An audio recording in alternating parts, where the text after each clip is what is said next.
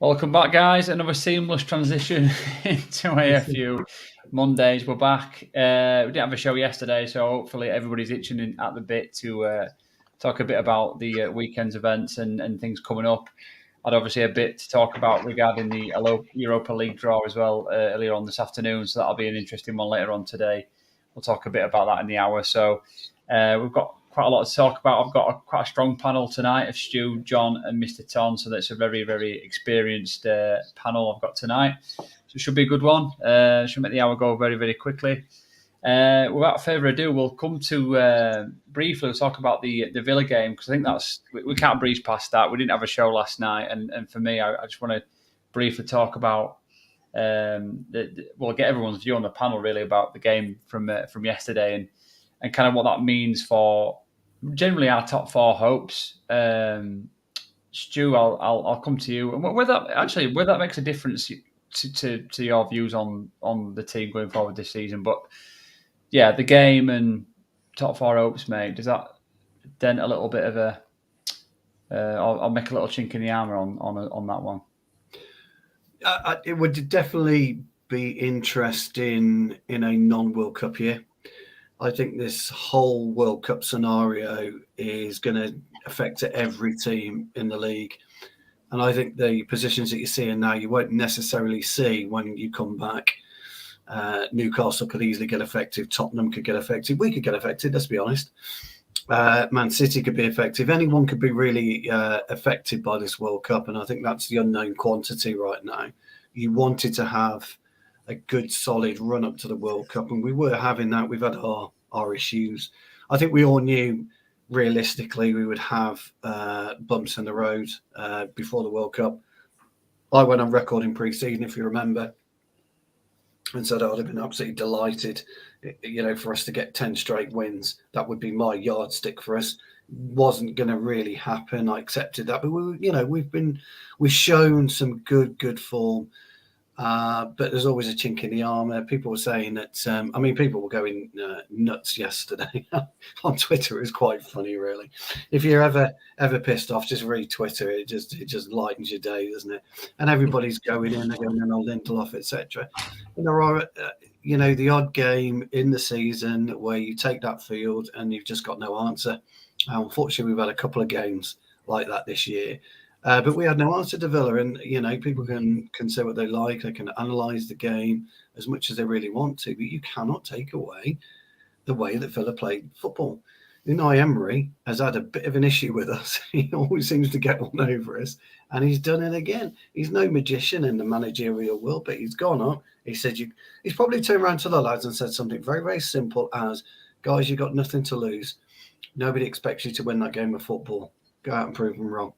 And sometimes as a footballer, you're in the dressing room, you hear that, and you just have that purple patch of a game. You just have that one game, a bit like we talk about Scott McTominay, don't we? He always has that one game, that purple game, and then he comes back to earth. Yeah, 7 days. And Villa had that. You could pick holes in the whole team if you really, really want to. Some people were saying it really shows what we're like without Bruno. Some people are saying, the Garnacho supporters against Real Sociedad kind of changed the tune a little bit, and this is the problem with the fan base. The problem is the fan base, and I'm really sorry, guys, but I'm going to say it, they don't watch football. They view football, but they don't actually watch it. And you guys, all four of you all watch football. You all understand football, and you understand what it takes to play a game at any level. I'm not talking about the highest level, but any level, what it means. When you're on that pitch, you're the master of your own destiny. It's down to you, whether you affect a game of football or not. And our lads, for whatever reason, they trotted out of Villa Park. Maybe we thought we would be an easy win. Maybe they didn't. Who knows what goes through their mind? But they didn't perform on the day. And that's really, in my humble opinion, all you can say about the game. Yeah.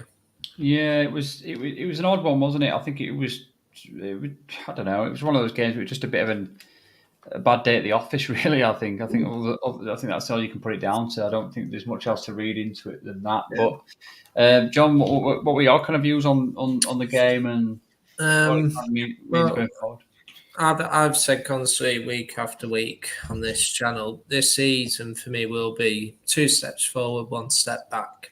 And it'll happen throughout the season. We'll pick up results against teams you don't expect and have good performances, and then we'll lose a game or draw a game which we don't expect to. Obviously, everything was in Villa's favour. They're at home. And in fairness to Villa, I know they're sacked their out, but their home form hasn't been terrible this year. They did draw at home to City, and they were unlucky not to win that game as well. And obviously they won the last game 4-0. It's mainly been away from home where they've struggled. And obviously we know Emery's, he's not... he's not like a world-class manager, but he is a good tactician. And I know when he's at Villarreal, for a team like Villarreal to win a European trophy, you must be a good manager in order to do that. And I think everything was in their favour. The crowd was up for it. And, obviously they haven't beaten us in a long time there, and just everything fell into place for them. I think, obviously, some mistakes, from Ten Hag, only making one change from Thursday was a mistake. Playing players out of position, like Rashford playing on the right wing, and just general things like that. It's one of those days where just everything seemed to go wrong. But what was annoying was that we got that goal back half time, or just before half time. It's like, right, well, you've had a bad first 10, 15 minutes, but at least you get to half time, you're back in the game now. Next goal is crucial. And within 5 minutes, you can see the third one. And it's just like, well, where's the common sense? They're going to look to try and get that third goal. And if they do it, we're back to square one again.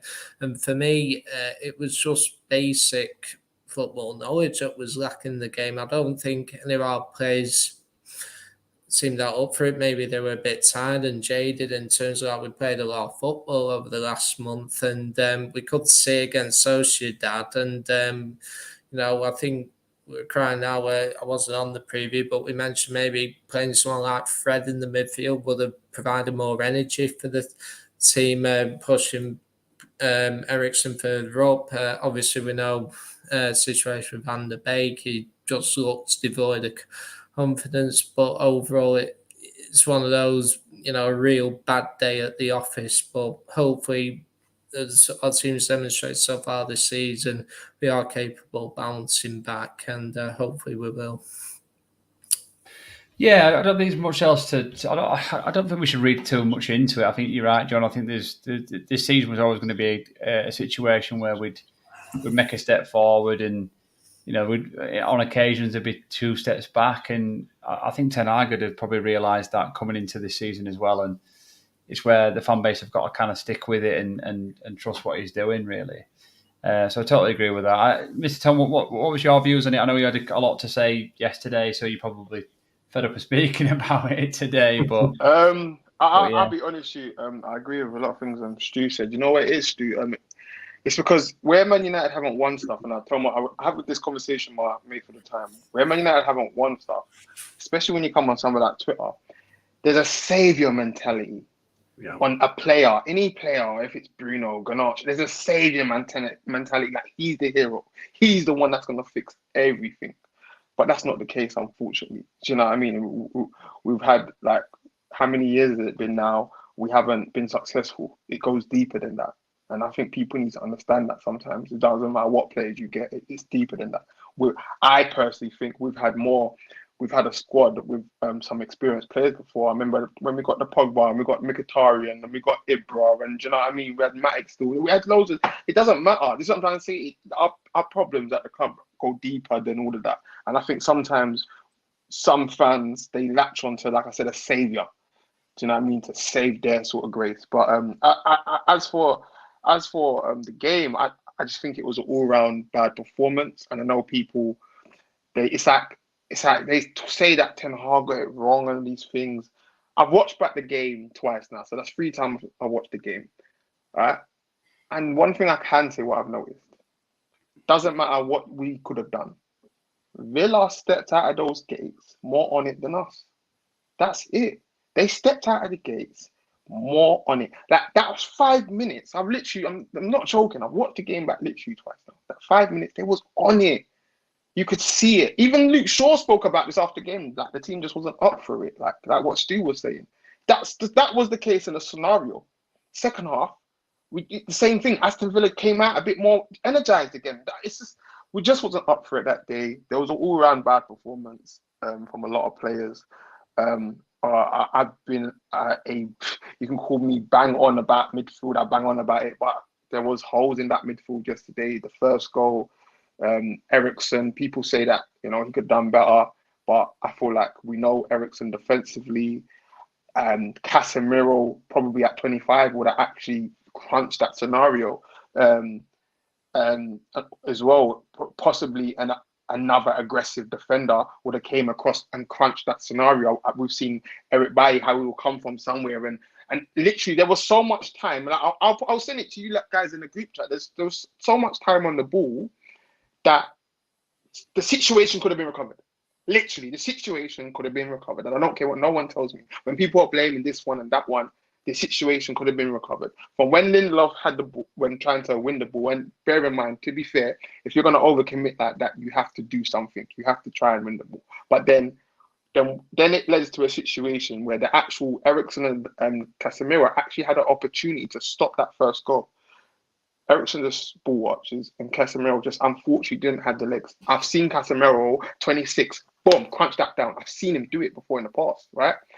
And then what happens, and you don't ever want to be left like this, was a 2-on-2. So 2 Aston Villa's attackers against Shaw and Lissandro. And all it was, Leon Bailey was quicker than him, and it was a nice finish. Literally, that's what it was. Do you know what I mean? There's like, it was actually a good goal. Like when I watch it back, I'm like, oh wow, it was a good goal. Like and then the second goal, I personally think the goalkeeper could have done better. Even Ten Hag hinted at that. It was just, it was a nightmare at the office, innit? It was Ten Hag. Go on, sorry, Reece. No, you're right, mate. I was going to just add to your points really, because I think it was a poor game, and I think there was a massive lifeline given to us, that goal just before half time. We got a gem before half time, and it was a jammy dodger of a goal as well. If you don't shoot, you don't score, though. Yeah, if you don't shoot, you don't score. So it doesn't matter. It was an absolute glorious deflection. It took but Liverpool look have to keep missing sitters, haven't we? Coming on to that, guys. We'll come on. I mean, we're going to come on to sort of like the squad and everything in the next. Now, before we move on, I just wanted to say something that Ten Hag said. Yeah, he said about the rules yesterday, and they got asked about crosses. I don't know if anyone see them, and then he was like, "That I've never seen him react like this." Yeah, Reece. Honestly, he was like, "No, it was stupid." Like he was not happy. He talked about us crossing or something. Is that what you wanted? He was like, "No," and he was talking about how they didn't stick to the game plan and the rules and everything. He doesn't want us crossing. Is that what he said? Then sorry, John. Is that what he said? He doesn't want us crossing. Yeah, no, it was where they was crossing from. Basically, he's a perfection man. So a high percentage. Don't do low percentage crosses. Basically, he gave one example where he said we got it right. And that was when Eriksen crossed the ball. Yeah, and Ronaldo headed it at the keeper's legs. Where he's like, that's the one time that we got it right, where we were patient. But I think it all comes down to with the team, that you'll see games where they are going to play Ten Hag system. We saw it perfectly in the Tottenham home game, didn't we? The way we dominated. That's one performance where you'd say that's the kind of performance that Ten Hag will want us to play consistently eventually, given time. But then you'll have games like yesterday, well, we'll revert to old time, won't we, on the previous managers, where we just panic, don't know what to do. Oh, Ronaldo's in the box, let's whip it into him. And, you will get that inconsistency during the rebuild. It's odd though, isn't it? I mean, I don't know. I mean, I'm not saying the manager's getting it wrong, but I think the way that he sets up doesn't seem to support that style of play, that those sort of crosses. Like, he plays with inverted wingers. You play with inverted wingers, we're not going to develop situations where we're going to cross very often, unless it's going to be from an angle where you're not sort of. It's kind of that situation where you're not past the corner of the box, if you can kind of imagine it. You're not deep in and playing balls into the box. You're kind of playing it from outside the box and in and across, which it's almost like an over the top. So I don't know. I mean, for me, it's kind of like we're not set up to kind of play that way, and I don't think we play well enough in front of the box, in front of the opposition to break down the lines and find that killer pass. So. For me, basics, really. I think you're absolutely right. Sorry, John. Reece, I was just about to say, mate, you're absolutely right.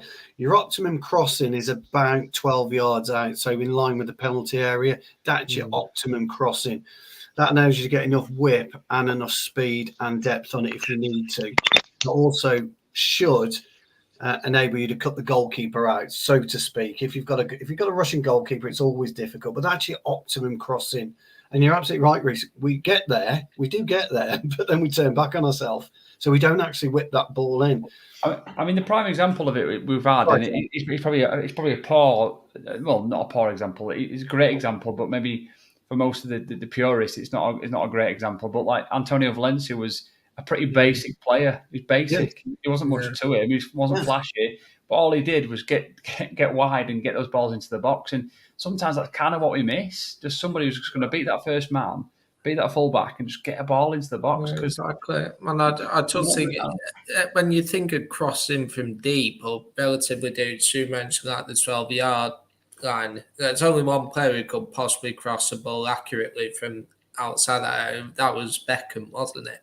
He could whip it in from any angle. He was probably the only player who could do that kind of thing, whereas every other player, but I don't think I've ever known another player to be like that. And I think it was ridiculous the way we tried keep doing it yesterday because we didn't know. And I think he set up the same way as he would normally, and he put Van der Beek in the Bruno role, didn't he?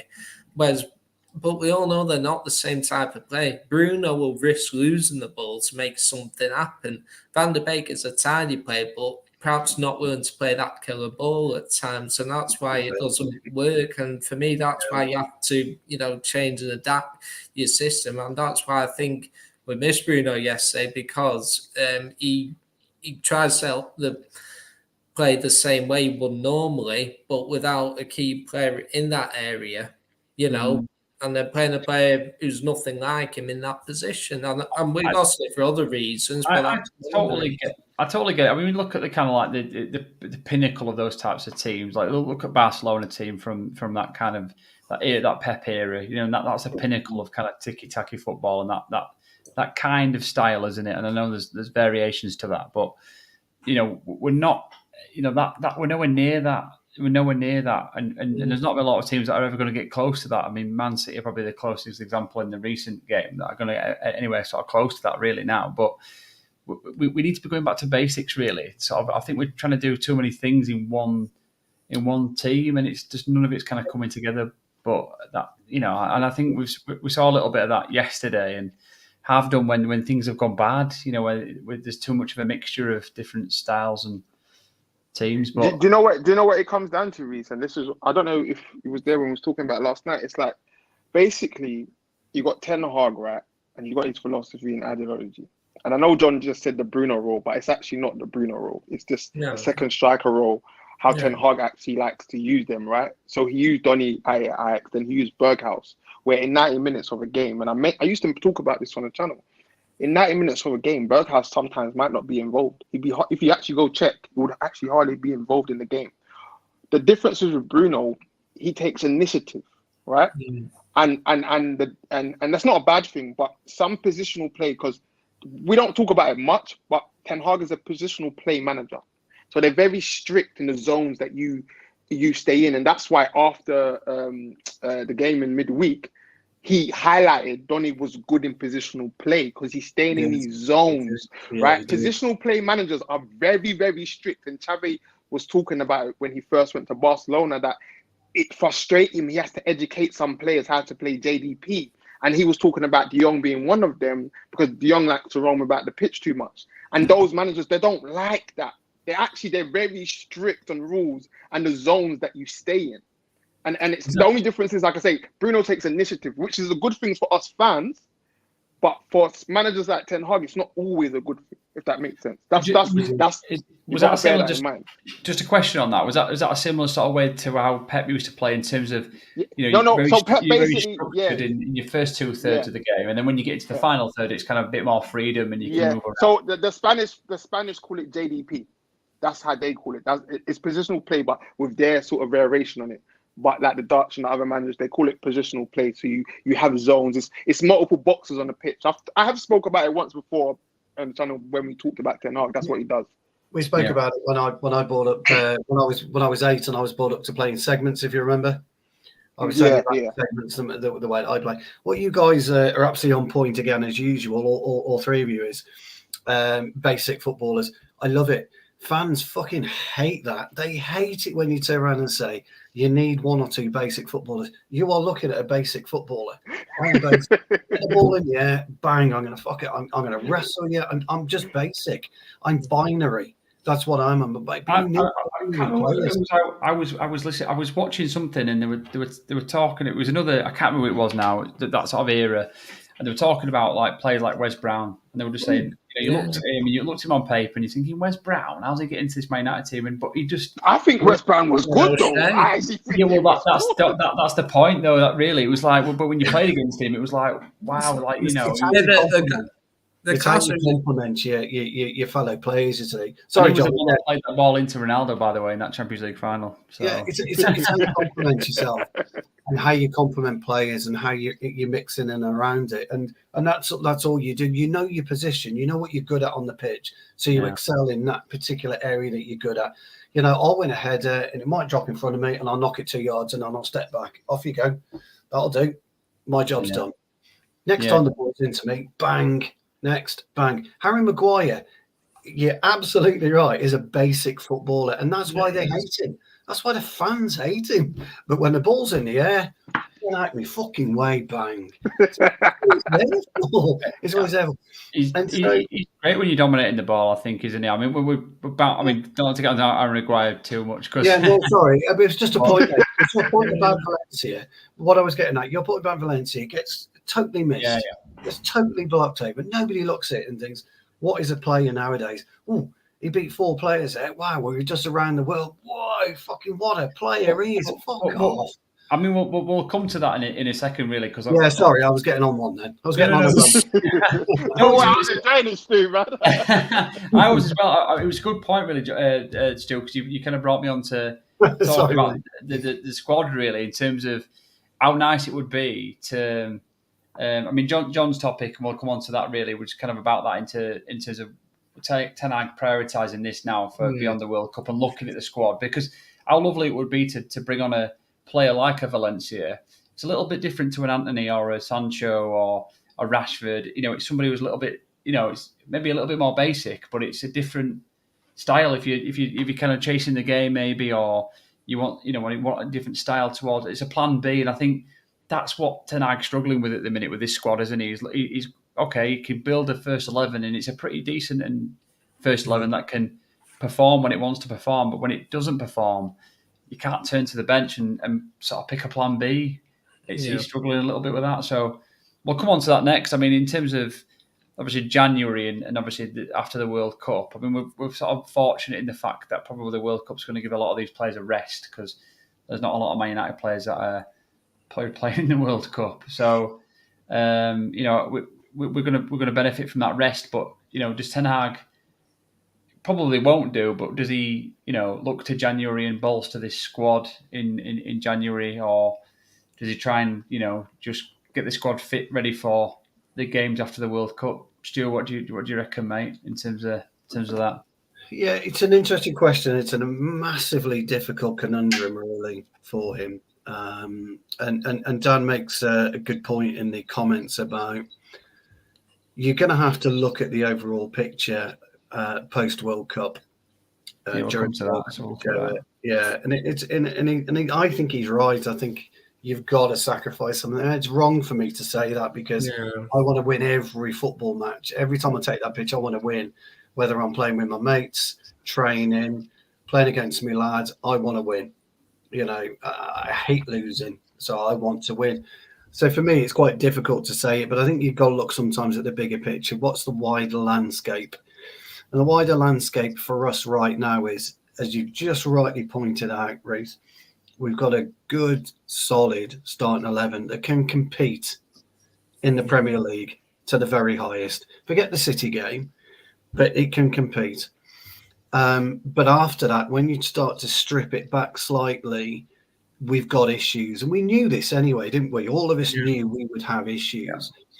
And so moving forward, he's got to not do major surgery, but he's got to get the old needle and thread out for January, bring in a striker and maybe bring in some cover for Dalot.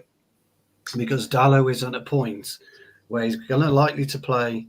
Did we play Saturday or Sunday, lads? Fulham. Sunday. Villa League Cup's Thursday, so but we're away, aren't we? So Dallow's likely to play unless. I think he's suspended. Is Dalot suspended now? Yeah. He's got 5 yellows. Yeah. So he's got to bring in whoever. I mean, it's difficult for us to say. So whoever back off loan. But I'm kind of glad about Dalot because Dalot has played every single game, hasn't he? Every single minute, virtually, every single game, and he's struggling. He struggled on Sunday, and he wasn't great against Sociedad, in my opinion.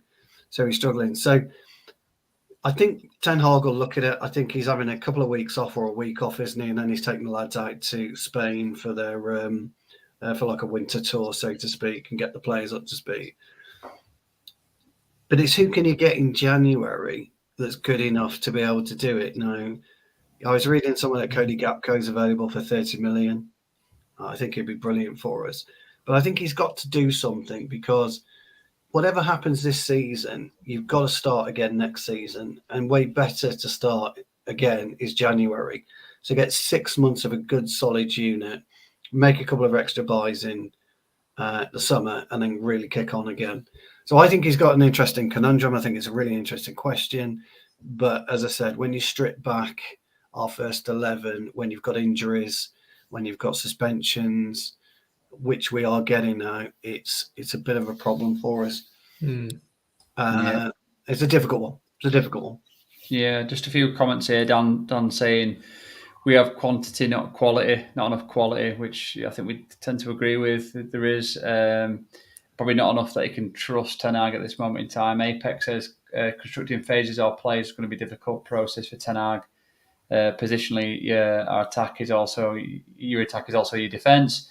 What's ironic is many elite sports use this method. Jarvis says our first 11 is really good, but we can't compete on all fronts with the current squad, which I think, correct. To be fair, there's not a lot of teams that generally or usually can. But yeah, we're obviously in that bracket quite heavily. Simon says, I don't feel there'll be any big signings in January this season. It's about building a sustainable end of story. Dan just confirming it is Sunday at 4 for the game against Fulham. Before the World Cup.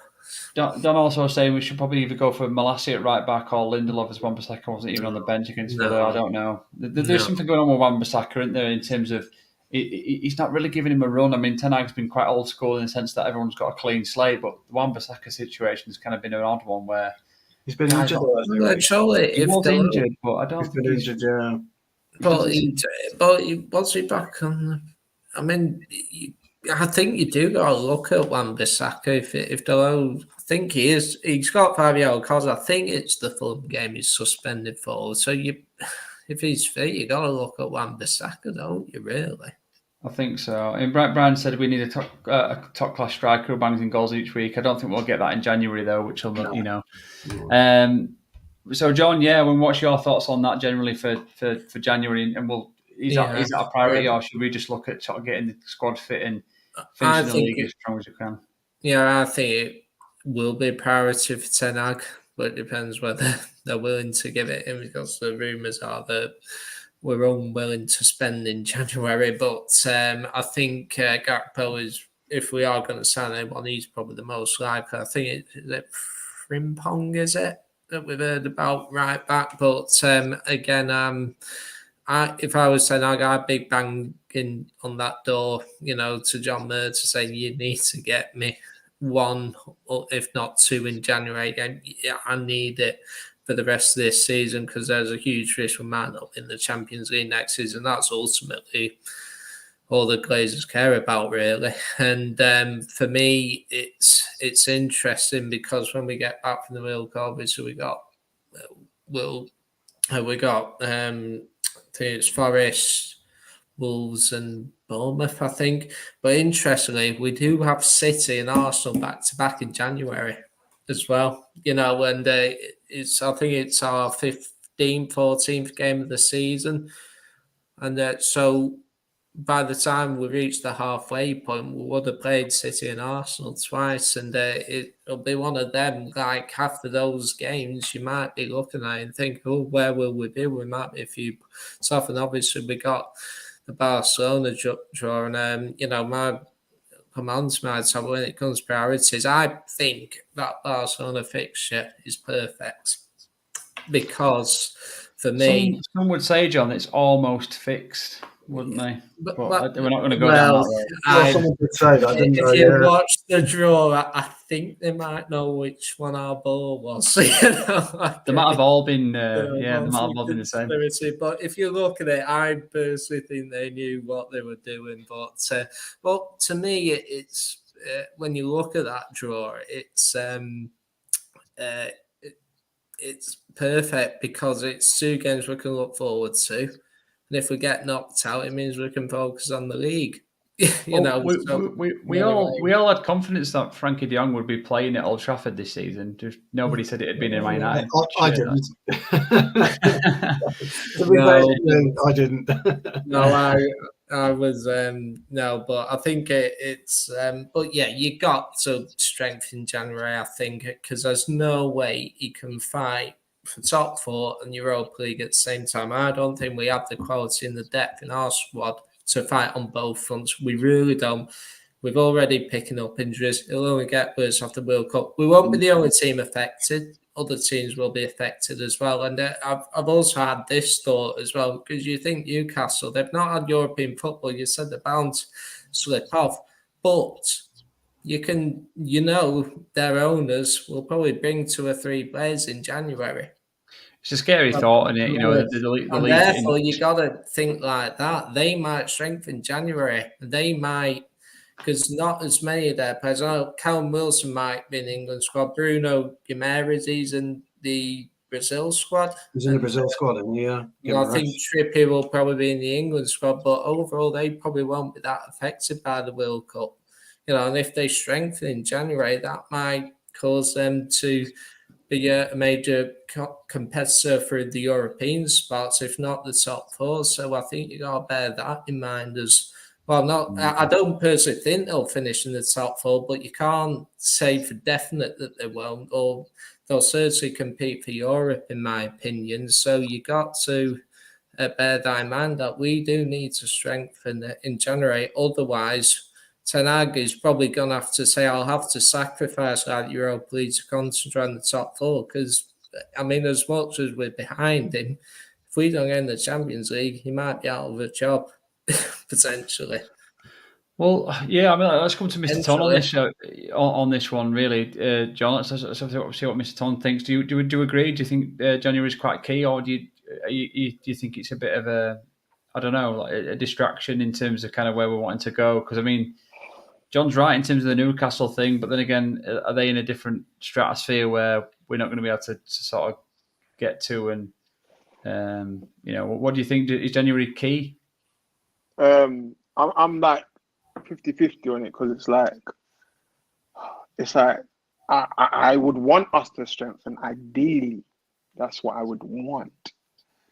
But with the owners we have and the way we operate, and if I'm honest, the previous window didn't give me no hope that things are changing anytime soon, especially how we landed on Casemiro was through agents contacting us. Do you know what I mean? It wasn't through, okay, it's just, and then I don't know if anyone saw the reports today, the striker that we was linked to, that sounded like stopgap again. Do you know what I mean? Like a Garlo sort of situation. I don't know, Matt. Ideally, like I said, I want us to strengthen. I want us to go, and even if it's not a top name, a Gakpo who's on fire and whatever, because the striker market is not like it's not great right now. But I get the point about I've mentioned it before about Newcastle. To be fair, I remember on one of the shows I was like, look how much signings they done last year, January 5, right?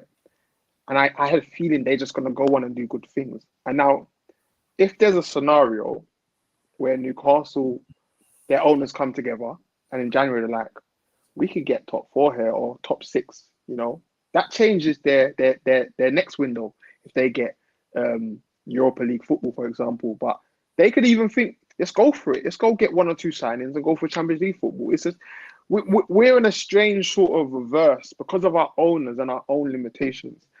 Like, everyone saw the news about Liverpool today. What the hell was that?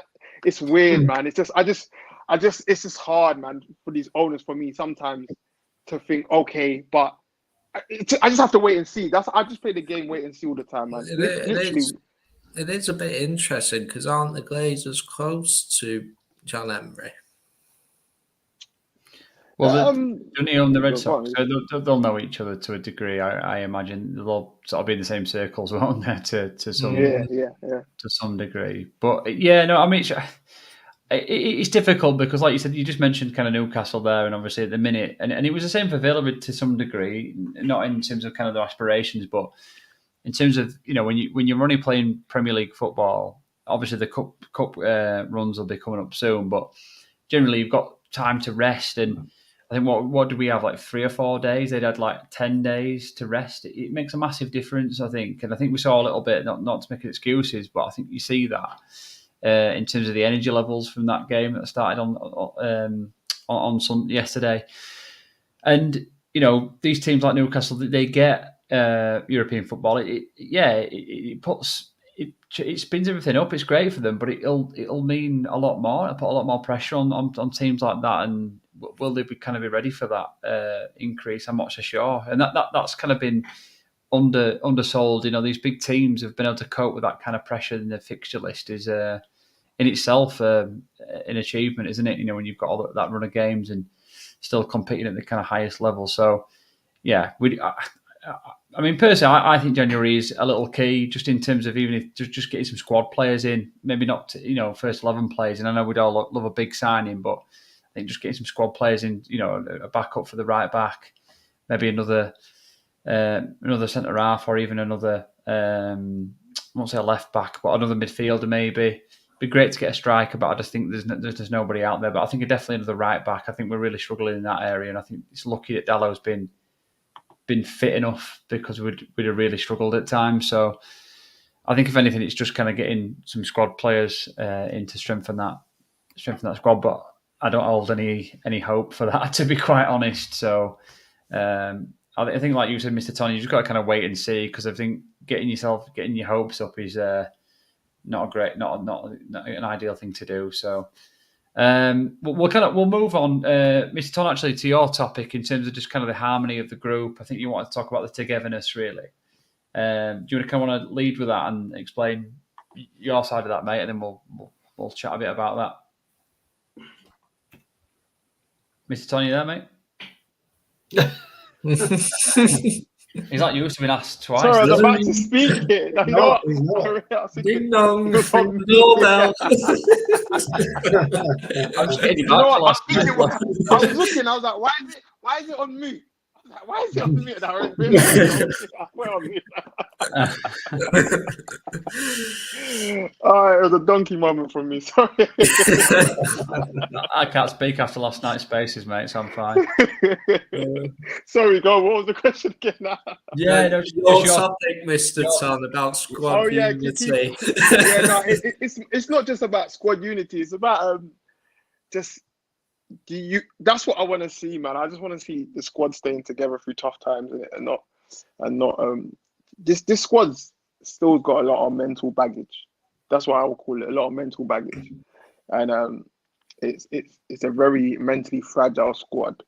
And so we just gotta see how they, especially after the break, because we just got 2 games now, really. We've got to see how they then come back after that break. There's what did you say? I actually am as well, but I'm not on there. Yeah, so a head's gone moment. Yeah, you just got to literally see how they because it's the togetherness is we've seen before. Last season probably the worst season when it just all crumbled and it was just loads of divides and I just want to see the squad harmony stick together through the tough times. One result it's not the end of the world, isn't it? And that's what matters. And like I said, we've got 2 games left. Hopefully they regroup in the training camp. We've got 2 decent teams, Spanish teams, and it seems like Ten Hag likes to play these Spanish teams. He's done it in the last 2 games pre-season. And I know why he's doing it, because they're technical, astute teams. Keep the ball. He's trying to teach our players, this is what you've got to do in it. So I get what he's trying to do. And this is the opposition, because he knows at the top level, ideally that's what he would want. Because when with his team before, he would go to the top teams and play his football and dominate them teams. So that's what he ideally wants the team to be like. So that's why he's getting them to play those sort of teams. And that's going to be really interesting. The guys that don't go to the World Cup, like the Sanchos and the other guys and some of the up and coming players like the Zidane 8-Bowls and getting them in and proper just working with them. And I feel like I said, staying together is going to be very important. And then when the guys come back as well, and how they move after that sort of World Cup and that period now, because as well, we don't know, 1 or 2 players might leave. Ronaldo might leave as well, and that's going to break up the little harmony he has with certain players as well. You just want to see how everyone just stay together, man, and fight it out. Because we need to get top 4. I'll be honest with you, even though I don't feel like we're Champions League level just there yet with the team, but we still need to get it, because you still need to test yourself. Do you know what I mean? And I guess an opportunity for Man United to do it. Togetherness is very important, man. It keeps a squad together. It keeps a squad going through a season. And when that rips apart, you saw what happened last season. The whole season flatlined. That's the main important thing to me. Yeah, I do agree with you on the Champions League front thing in terms of where we're at in a minute. But then you look at the teams that have been in that Champions League and the teams that have come down to Europa League, and you look at Rangers, Celtic, really struggled this season. You look at Juve have come down, Barca have come down. And we should be there. I think we deserve to be there. It's so competitive, our league. It's such a shame that we don't sort of just get a chance to be there unless we get that in that top 4 place. But obviously you've got to put yourself there. You've got to win those games. You've got to fight for that place and put yourself in that contention. But there's a lot of teams that are far weaker than we are that are getting Champions League football every season, and it's a shame to see that. But I mean that's the nature of the beast, isn't it? No, when I say that, I mean in the Premier League terms, we're not up there yet in Premier League terms. That's what I totally yeah. No, I totally agree. It's like I feel like us in there as well right now, when the manager's still trying to implement his philosophy and control and dominate games, where a lot of these Champions League teams, and this is my opinion, I might be wrong, the quality of midfield that some of these teams have is ridiculous sometimes, and I watch it, and that's where I feel like Ten Hag knows it. That's where we need to make that next step as well, man. If you want to dominate at that level, you need to, you know what I mean? You have to be able to dominate and control and dictate games, and that's very important. And that's just for me why I say that even though I want us to get Champions League, it's still a test. It's not. I don't see next season we're going to be Champions League, challenging for the Champions League. I don't see it like that, because it's still another test now. Are we now, with the next group of players we might have, are we ready for this test now? Do you know what I mean? That's how I see it. It's still a building block. I've always spoke about it like foundations. You got stage 1, stage 2, stage 3. I've always spoke about it like that. Yeah, I mean, just on to get togetherness, Stu. I mean, I think it sort of boils down to the fans, really. I think it's terrible when we have these bad results and fans are calling out certain players straight away and jumping straight on the back, and then we have a good performance and everyone's sort of high as a kite. It's so up and down, isn't it? And do you think the fans have kind of got to get behind this as well as the players. Yeah, I agree about the Champions League as well, because I went on record last season about the women's team, and I said it's too early for Champions League for them, and I think I would have been proven right. And I think right now, for where we are with Ten Hag's team in its infancy, I tend to agree, Mr. Toll. I think it's just a tad too early. Champions League would be great, and it will be a good foundation for where we want to be in 2 or 3 years' time. So I wholeheartedly agree with that. A lot of the fans won't agree with it. We should be in the Champions League with Manchester United, etc., etc., etc. Well, times change, things move on, and we're in a stage now where we've got to make sure that when we are competing in the Champions League, we're getting deep into the competition and not dropping down into Europa League, because it doesn't do anybody any good. So I do agree with that. In terms of unity, yeah, absolutely. Look, I've played in a few teams that have been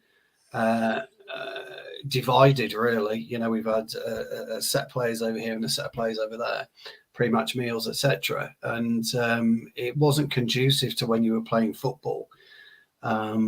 If for your argument's sake, you weren't a favourite of a particular player and he wasn't passing you the simple ball, he was trying to do a little bit extra because he didn't either like you or he didn't think you were comfortable on the ball or competent enough on the ball. It's a big issue. And when it's divisive like that, and we had it with England for many years, the so-called golden generation, the 7 or 8 Manchester United players would do everything alone and the rest of the team would stay together.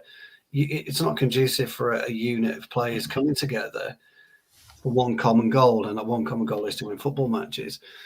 And we've had this dressing room split, this big problem in the dressing room for a while now, and Ten Hag seems to have dealt with that quite well.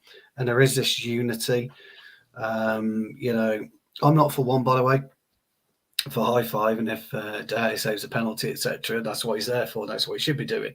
I'm not. So I've never been one for that, but I kind of accept it and I like it, and it does show unity, and it shows the fans that we are together as a group of players in a club. And so if we can take that moving forward, and as I said in my opening statement, it'll be very interesting to see what happens when we come back from the World Cup and to see whether or not we can, pick up from where we left off. The problem is you won't be able to, because you'll then have a group of players, 12, I think we've got 12 players, haven't we? 12 or 13 players that aren't going to World Cup first team squad. They could be very important. Yeah, they are going to be vital to us kickstarting the Premier League season on the when it reopens. So the lads that come back, Ten Hag will have to make a decision. What do I do? Do I give them a couple of weeks holiday? That then disrupts what I need to do, for the January, February schedule, or do I say, look, I'm sorry, guys, if you're out early, if you're out in the first 16, take a week off. Okay, if you go back to the semi-final, I might need you to come and play, and then I'll rest you as and when I can. I don't know. It's going to be a hugely difficult juggling act, not just for Ten Hag, but for everybody. It's going to be really, really difficult. Now, I think we're likely to lose Casemiro and Fred deep into the tournament, quite deep, because we've seen the Brazil squad. It looks very strong. I think we're going to lose Martinez deep into the tournament. The Argentina squad, it looks strong.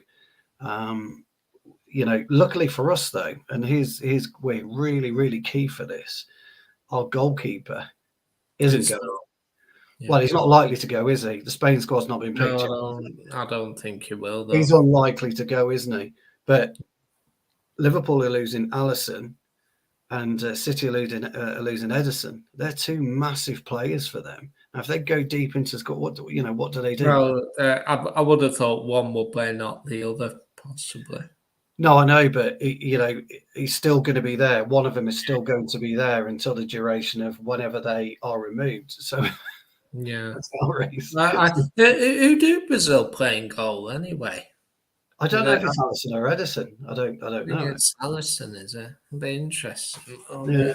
But that's a conundrum for them, isn't it? But Mr. Tom's right. It's going to be really interesting. I think we can all say that we want to strengthen. I think unless the right player comes along, I don't think we will.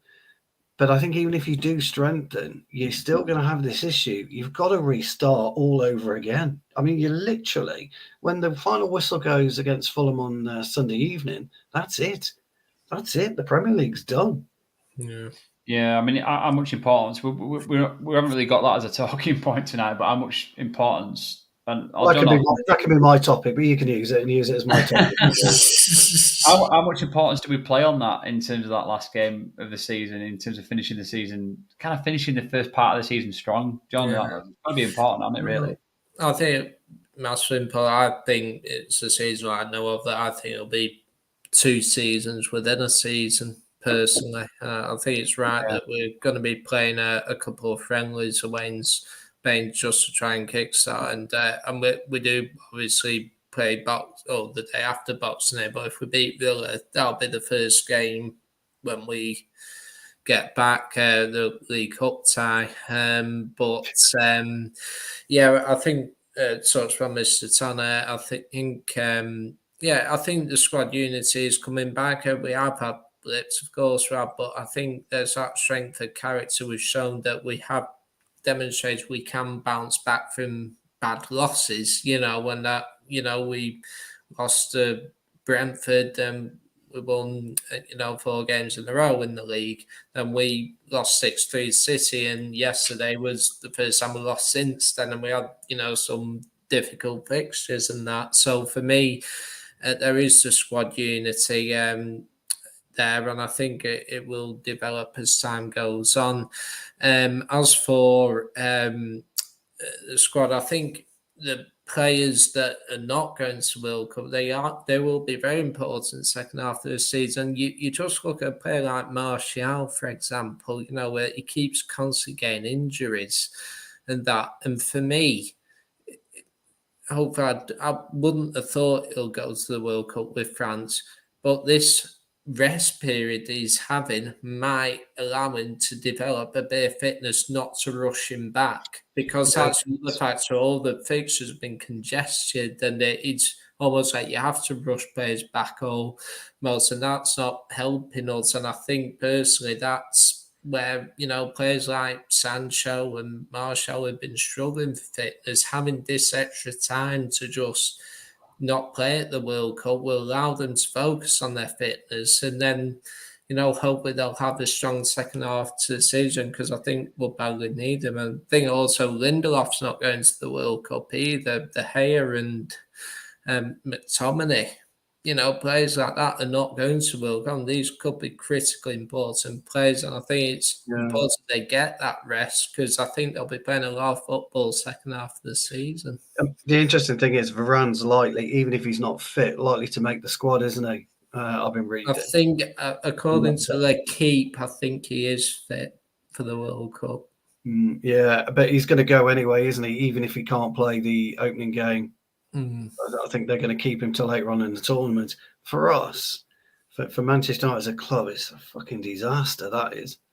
They could play him when he's not fully fit, and we'll never get him back. I think that's it for me. Is I'm not with France's injuries. I'm not sure they'll do that well at the World Cup. I mean, he was a player that we missed yesterday, but again, he's probably a player that we probably need to replace towards the back end of the season. You could do with a few of our players not going long into the tournament as well. If they come back, when do the group stages finish? I think it's the end of November, or is it early December? I'm not sure. Because if some of them do get knocked out in the group stage or the second round and that means they'll come back early December, because then at least they will also have a few weeks off before Christmas as well. Isn't there on some occasions 4 games a day or something? Yeah, I think they're cramming 63 games into 28 days. Here's the interesting thing, though, about our squad players: De Gea, Donny van der Beek, Martial, etc. The players that aren't making it, the teams that are going to Qatar. As a player, you should be mortified you're not on the plane. You should be absolutely mortified you're not on that plane. This is what I can't understand sometimes with certain players about, that out the team. Sancho, again, is another one. He's not going to go, is he? I mean, I'll be amazed if he goes, but he should be going. The talent that kid has got, that he's not showing, admittedly, but the talent that kid's got, he should be going. He should have been a shoe-in. I mean, it's touch and go, isn't it? Whether Rashford goes, I'm pretty sure he'll go now. He'll go. He's probably played himself into the. I mean, when you look at players like Sterling's going and stuff like that, it's like, I mean, there's a big question now again, which always is with the England team. I mean, not to sort of get onto that too much, but with form, isn't there? I mean, look at Maddison now. I mean, normally you get to an end of a season and then you're sort of picking players who've been kind of quite faithful to the England cause. But I mean, at the minute now you're midway through a season, so players are currently in form. So your best bet to do is to take players who are in form. You will get a lot of injuries this World Cup, 100%. Oh, guaranteed. So, I mean, Maddison right now should be a shoe-in. But he's not going to go. Let's come on to Mr. Ton, because he's been sat there very quietly, which is we don't like to see. So let's get on to Mr. Ton. And Mr. Ton, I want to talk to you about the kind of final topic we've got tonight, which is the Europa League draw. Obviously, we had that earlier on this afternoon. We're handed Barcelona, which is good for the kind of neutral, I suppose. And I suppose for Man United fans who maybe not had the opportunity to see Man United play Barcelona in recent times. So obviously, we'll get to see that. But obviously, both not at the powers they once were. But I mean, first of all, I mean, it's playoff games. I mean, how do you feel about playoff games? How do you feel about the competition in general? I mean, do you just see it as kind of experience now, or just, Ten Hag's kind of probably guilty in some respects, not in a necessarily bad way, but of wanting to win every game, and that can sometimes not help you in other situations if you want to sort of go far in the league and obviously rest players and stuff like that. But when you come up against Barcelona, it's difficult to not want to go into that game and win it. But I mean, how do you see it? Were you excited to see Barcelona? Were you kind of nervous to see? And were you, how did you kind of react to seeing that we'd? If I'm honest, I've said it on the channel before. Barcelona are one of my teams I follow in it across Europe, so it's like a good thing and it's a bad thing. But in a way, I tweeted it today. There's pros and cons to this. So you've got to look at it like it's a big test for Ten Hag to test this team and what they can do and how far he can push them on the pitch and mentally, right? Because it's going to be mentally challenging as well to play against a team like Barcelona. So, and then on top of that, like I said, it's going to also, to play a team of that caliber, it's going to make him see where the team is and how he needs to sort of tweak things in the future, in the years to come. And then on top of that, then you got like the other side where, well, if you lose the game, if you do, that's Thursday's out of the way now. Do you know what I mean? You can focus on top four. It's weird one, and you got all these things, and like you also got the thing of if we win the game, that now builds confidence in the group with the squad. Do you get? It's there's so many factors to it, to that game. Literally, there's so many factors in my opinion. Like literally, I said it today. There's so much pros and cons, and also it's a good game. The fans want us in Champions League. In a way, it's like a Champions League game. Do you know what I mean? In a way, it's Barcelona, Man United. So it's a double-sided coin. I know some people are not happy about it, but I just feel like it's going to be a good game, man. I feel like it's going to be a good game. It's going to be a measuring stick as well at the same time for us. Yeah, it's. I mean, it's not like I said before. It's not the Barcelona of old, but it's still a fixture that we kind of people like to see and get excited about, isn't it? I mean, probably gives us a bit of a test, but again, Barcelona have got to Europa League for a reason. They've dropped out of the Champions League, so there's an opportunity there to sort of take a wounded animal whilst they're kind of down, isn't it? I mean, Stu, how do you kind of feel about the whole thing? I know you weren't too keen on the Europa League from the beginning, but I mean, it's still a competition, and it's getting to become a very big European competition again, isn't it? Really? Yeah, definitely. I mean, Manchester United, Barcelona should grace the Champions League, but it's gracing the Europa League playoffs now, isn't it? So, from that point of view, yeah, buzzing. My lad, he can't wait. He's already told me, you're not going, Dad. I'm going. All right, well, fair enough. He can't absolutely wait. I paid for my ticket on the 5th of December, I think. And, roll on February when it comes around. So, yeah, look, I'm quite looking forward to it. I've seen Man United Barcelona many occasions. I was lucky enough to be in the new camp when we beat Bayern. So I've travelled to Barcelona as well on a few occasions. So, really looking forward to it. We've only got ourselves to blame, though. Let's be clear about this. It's the reason we are where we are is, due to our own inadequacies in front of goal.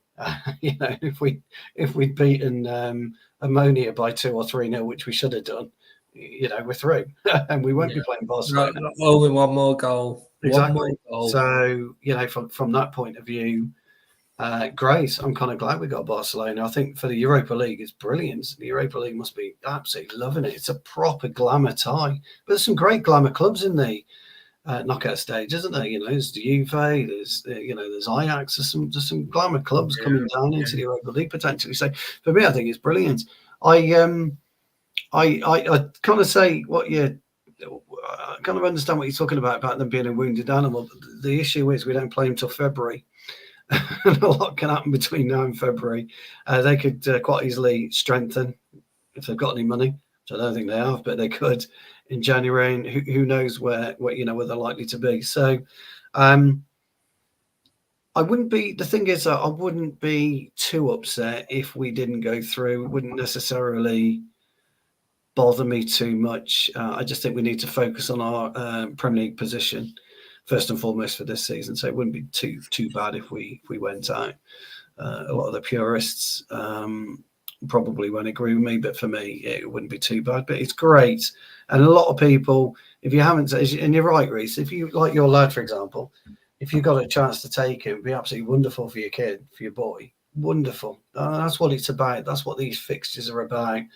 Dad's taking their lads, if they can get a ticket, to go and watch one of the greatest teams in world football, irrespective of how good or bad they are at the minute. They're still one of the greatest teams in world football. So I think it'd be great if you get a ticket, Reece, for your lad. Just imagine the smile on his face. Oh yeah, that's what it's about, picture, isn't it? Yeah, I mean, football's an entertainment sport, and as much as we get passionate about it, you've got to realise that these games and these players are heroes to most of these younger kids, aren't they? So there's still that in the background as well. So it's a great fixture, and look, they've got to go for it. You're right about that, Stu, as well. They've got to. We've got a while to play them now, and they've got time to rest. But equally, they've got a lot of players going to the World Cup as well. So they've got a lot, haven't they, Barcelona? Yeah. And the interesting thing is, by the way, it comes in a massive run for us, doesn't it? In terms of our fixture list is so tight. Yeah, I think we play Leeds away just before, then we play the away leg, then we play Leicester, then the second leg, and then Leicester. Yeah. Oh, Brentford, sorry. I think the one benefit is after each leg, I think we're at home after. I haven't looked, but I think that's right. But Leeds away is the game we played just before the new. Turned the corner now, Leeds, haven't they? Luckily, we're not playing Leeds because we've turned the corner, haven't they? It's a beauty of football. That's why we love football so much, guys, isn't it? Because you just never know. Like you say, after the World Cup, it's going to be an interesting. It's almost going to be like a new season again, isn't it? But John, we'll come to you on the Barcelona fixture. How did you kind of react to it? Seeing it, was it? It's almost like we kind of all expected it, really, didn't we? It was either going to be Barcelona or Ajax. Let's be frank about it. But yeah, I mean, it's a game to look forward to. Of course, it is. And it's a high pedigree fixture in European football. I mean, obviously, sure you'll remember some class encounters with Barcelona. Not even in the European Cup. We had the Cup Winners' Cup before. They come back in '84, and when we won the Cup Winners' Cup in '9. So I'll be a personal story. That was we won that Cup Winners' Cup game, and the same week my dad found out my mum was pregnant with me that week. Really? Wow. Yeah. Yeah. So it was that week. So it always brings a bit of joy when we play Barcelona. You see youngsters. Man United do go back further than 2000 and 1999 and 1998. We do go back a bit further, guys. Fantastic! What a glamour tie! What a glamour! It is. And I think if you win, it'll give confidence to them. Absolutely. Whoever wins it will be the favourites for it. Going into I would say so. And that, but if we win it, brilliant. We beat one of the top European teams. If we lose, then we're going to straight on the league. Look at the Champions League as well. Liverpool have got Real Madrid. What a tie! What a tie that is. That's a proper tie. And City, again, got Leipzig, don't they? We got Bayern Munich, PSG as well. Great ties. There's some really good ties. Who did Juve pull, by the way? I haven't seen Juve's. They got. Who did they get?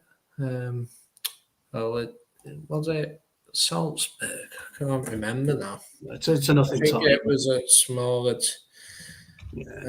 I think they got a semi-decent team. I'll just have a look. Mark Hughes, Jarvis, you're absolutely right. Mark Hughes, you can see it now. Robbo as well. Robbo.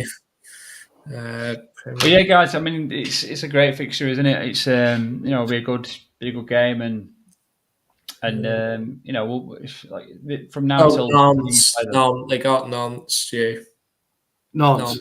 Juventus, I actually knew Berlin. That's an interesting game. Sevilla, PSV. PSV are making tracks, aren't they? PSV seem to be doing quite well this season. But yeah, no, it's we'll round it up there, guys. It's been an hour and 10 minutes, so we've had a good chat there, and yeah, we look forward to the League Cup. I don't know if anybody is looking forward to that game, but it's an opportunity maybe to get a little bit of revenge from Sunday's game against Villa again. So, and we're at home, I think, aren't we? We're at home. Yeah. Ticket. Yeah, I've got my ticket. I've got my ticket. Whether I'm going or not, I haven't decided, but I've got my ticket. I might bend to that and go myself, but I don't know if to do that or not yet. I'm definitely getting a ticket to Barcelona game. Last time we went to a League Cup game, we got Man City were there and they didn't treat us too kindly. So that comes out. So. But yeah, no, I appreciated everybody's comments. We had a lot of comments in the chat, so I appreciate everybody's comments tonight and everybody watching. Again, as I always say, please like, share, subscribe. It does us a massive favour. We've got, I'm not sure if we're doing a Wednesday night preview for the Thursday game, but look out for that. Hopefully we should be doing one, so look out for that. And I'm sure some of the guys on this panel will be on that on Wednesday. Hopefully we're doing a reaction to that maybe Friday or Sunday, so catch us again on there and catch the guys, follow them all on Twitter. Stu, John and Mr. Ton all doing stuff on the side and doing some spaces as well, so catch the guys in some stuff on that. So cheers guys, thank you for everything else, and we'll catch you in the next one.